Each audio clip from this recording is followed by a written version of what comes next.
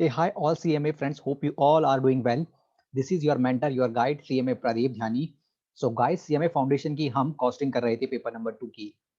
20 marks की costing है, पूरा फुल फ्री ऑफ कॉस्ट मैं आपको करा रहा हूँ विद प्रैक्टिकल और थ्योरी और प्लस एमसीक्यू और पास्ट ईयर के क्वेश्चन भी मैं सॉल्व कराऊंगा. सो गाइस बने रहिएगा, पूरा आप लेक्चर्स देखिएगा, जितने भी लेक्चर्स हैं कॉस्ट अकाउंटिंग के.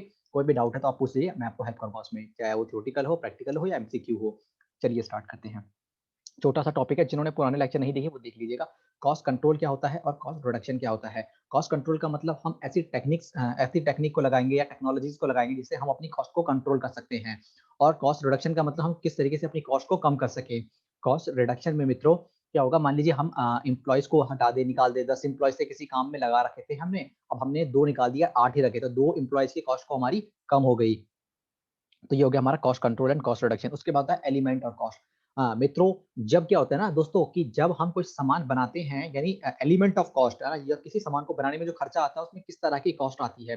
मान लीजिए ये शर्ट जो मैंने पहनी हुई है, मान लीजिए शर्ट बनाने में सबसे पहले मुझे कपड़ा लेके आना पड़ेगा, तो उसको हम कहते हैं मटेरियल. उसके बाद इस कपड़े को शर्ट कौन बनाएगा, जो टेलर है, जो दर्जी है वो बनाएगा, तो उसको हम बोलते हैं लेबर. और उसको बनाने के लिए मान लीजिए उसको बटन चाहिए, यहाँ पर कॉलर होता है, कॉलर उसको लाने के लिए कॉलर लेना पड़ता है उसको, तो ये सारे खर्चे आते हैं. जो कपड़ा था हमारा मटेरियल हो गया, उस दर्जी को हम लेबर बोलते हैं. और जो ये बटन लगे हैं, शर्ट लगे हैं, प्रेस लगी हैं, धागे लगे हैं, तो इनको हम बोलते हैं एक्सपेंसेस.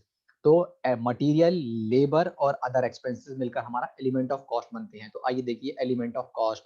मटेरियल, लेबर और अदर एक्सपेंसेस. मटेरियल में डायरेक्ट मटेरियल और इनडायरेक्ट मटेरियल, डायरेक्ट मटेरियल और इनडायरेक्ट मटेरियल. लेबर में भी डायरेक्ट एक्सपेंस और इनडायरेक्ट लेबर. अदर एक्सपेंस में डायरेक्ट और इनडायरेक्ट. तो जितने भी इनडायरेक्ट एक्सपेंस होते हैं, चाहे वो मटेरियल हो, चाहे लेबर हो, चाहे वो एक्सपेंस हो, तो इसको हम एक लैंग्वेज बोलते हैं कॉस्ट अकाउंटिंग में, ओवरहेड. ज्यादा डीप, इंटर और फाइनल पढ़ेंगे. फाउंडेशन में बस हमें टर्मिनोलॉजी पता होनी चाहिए और एमसीक्यू सारे सॉल्व होने चाहिए हमारे जो क्वेश्चंस हैं. ठीक है मित्रों.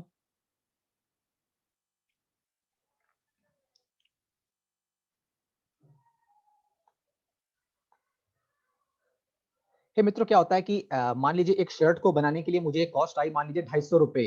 तो मुझे 250 रुपए का ना ब्रेकअप देना पड़ेगा कि बटन में कितनी आई, कपड़ा कितने का आया, जो है लेबर कितने की थी, इसमें कितने के बटन लगे, कितने के धागे लगे. तो ये जो ब्रेकअप देते हैं ना किसी प्रोडक्ट को बनाने के लिए, तो उसको हम कॉस्ट शीट के द्वारा ब्रेकअप देते हैं.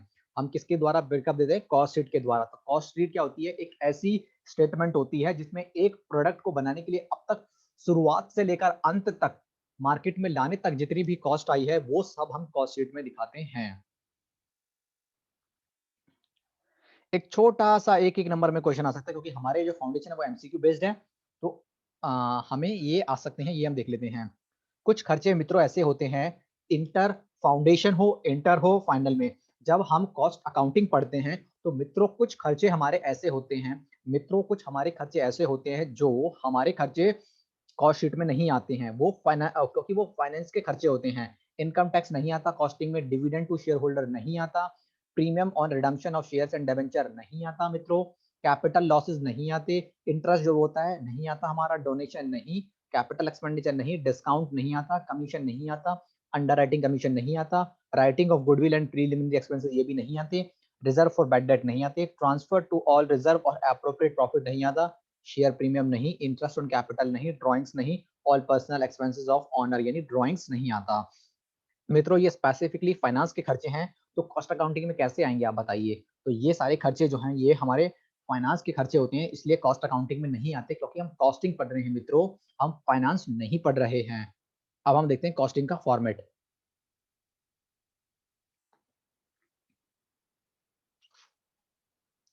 आपको कॉस्टिंग का फॉर्मेट बस मैं दिखा रहा हूँ, आएगा नहीं, बस जो एमसीक्यू और जो प्रैक्टिकल क्वेश्चन जो भी हमारे 10 11 12 दिए हुए सारे मैं कराऊंगा. तो बस उस पर ही आप फोकस रखिएगा. फॉर्मेट ऑफ कॉस्ट बस देख लीजिएगा. इंटर और फाइनल में तो हमें सॉल्व करना ही है प्रैक्टिकली, तो वो इंटर फाइनल में जो जो चीज जहां पर है उसको वहीं करें तो बेटर रहेगा, लेकिन हम फिर भी यहाँ पर हम इसको देख लेते हैं. डायरेक्ट मटेरियल ओपनिंग स्टॉक, इसमें हम परचेजेस ऐड कर देते हैं, कैरियज इनवर्ड ऐड कर देते हैं, माइनस करते हैं closing stock, direct wages add करते हैं इतना. हम क्या करते हैं, मटेरियल और डायरेक्ट वेजेस और डायरेक्ट एक्सपेंस को ऐड बैक करते हैं, तो प्राइम कॉस्ट मिलता है हमें. तो हमें क्या मिलता है, प्राइम कॉस्ट मिलता है. उसके बाद फैक्ट्री ओवरहेड, जितने भी हमारे इनडायरेक्ट मटेरियल हो गया, इनडायरेक्ट लेबर हो गया, इनडायरेक्ट एक्सपेंस जो होते हैं उसको हम फैक्ट्री के ओवरहेड मानते हैं, फैक्ट्री में होने वाले सारे खर्चे. ये सारे खर्चे ऐड करने के बाद हमें मिलता है फैक्ट्री ओवरहेड। उसके बाद हम ऑफिस के सारे खर्चे लिखते हैं, है ना, सारे खर्चे ऑफिस के खर्चे ऐड करने के बाद हमें कॉस्ट ऑफ प्रोडक्शन मिल जाता है। पर हम सेलिंग के खर्चे ऐड करते हैं तो हमें कॉस्ट ऑफ सेल्स मिल जाता है।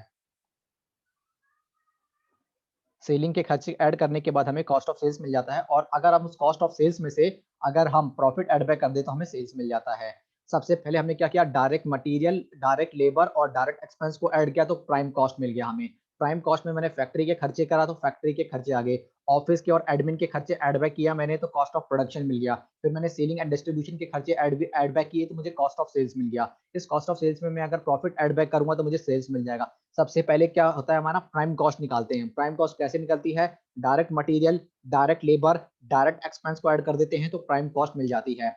इस प्राइम कॉस्ट में से फैक्ट्री के अगर हम खर्चे ऐड बैक कर देते हैं तो हमें फैक्ट्री की कॉस्ट निकल जाती है। इस फैक्ट्री में से हम ऑफिस के और एडमिन के खर्चे ऐड बैक कर देते हैं तो कॉस्ट ऑफ प्रोडक्शन निकल जाता है। इस कॉस्ट ऑफ प्रोडक्शन में अगर हम सेलिंग एंड डिस्ट्रीब्यूशन के खर्चे ऐड बैक कर देते हैं मित्रों तो मुझे कॉस्ट ऑफ सेल्स मिल जाता है। इस कॉस्ट ऑफ सेल्स में अगर मैं ऐड बैक कर दूं प्रॉफिट तो मुझे सेल्स मिल जाएगा। सो गाइस, ये था हमारा थ्योरेटिकल पोर्शन। इसके बाद अगर मैं देखना चाहूँ तो हमारे मेजरली अब फाउंडेशन की थ्योरी लगभग कंप्लीट हो गई। कितने प्रैक्टिकल्स रह गए वो देख लेते हैं हम एक बार। हम ये हमारे 12 क्वेश्चंस रह गए हैं।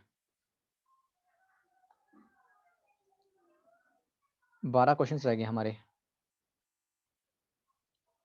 ओके, तो होप हम लोगों ने थ्योरी कर ली है मिलकर। तो अब हम नेक्स्ट क्या है करेंगे, देखेंगे बड़े बड़े क्वेश्चन जो है ना इनको देखेंगे, इग्नोर करेंगे। छोटे छोटे क्वेश्चन आएंगे हम लोग बड़े करेंगे नहीं क्वेश्चन। ठीक है, बड़े क्वेश्चन कोई फायदा नहीं है तो छोटे हैं और एमसीक्यूज करेंगे हम लोग। चलिए गाइस, सारे लेक्चर गाइस एक बार आप देख लीजिएगा आप सब मिलकर। ठीक है, जितने भी लेक्चर हैं सारे देख लीजिएगा। फाउंडेशन की थ्योरी मैंने कंप्लीट करा दी है।